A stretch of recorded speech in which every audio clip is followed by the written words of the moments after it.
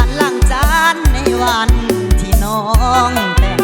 โศกอีสะเดือคำแพงย้ำมือแรงให้เจ้าสุขีเขาแต่งตอนเศร้าตอนแรงเขาคงมีดีส่งเขาเพื่อนหอคืนนี้อายยังเสเมาเปคือบ้าบุญวาสนาเกิดมาเพียงหักกับน้องบ่มีสิทธิ์สิได้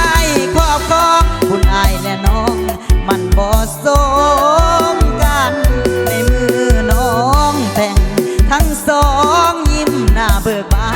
นคนจนก้มหน้ามางานล้างจานอยู่ไหน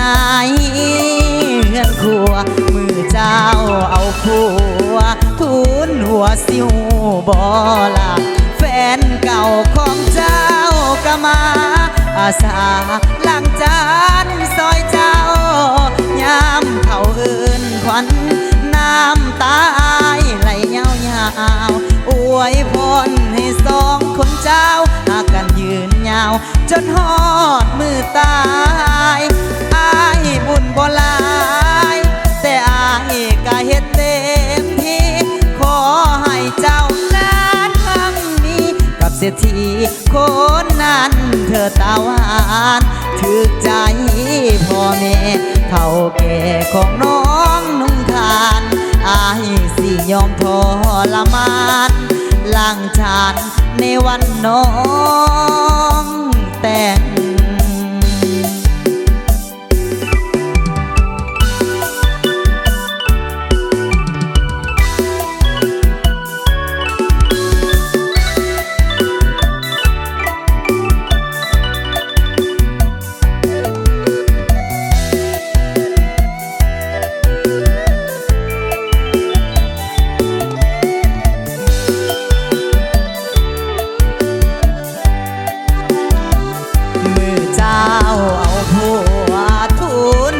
สิว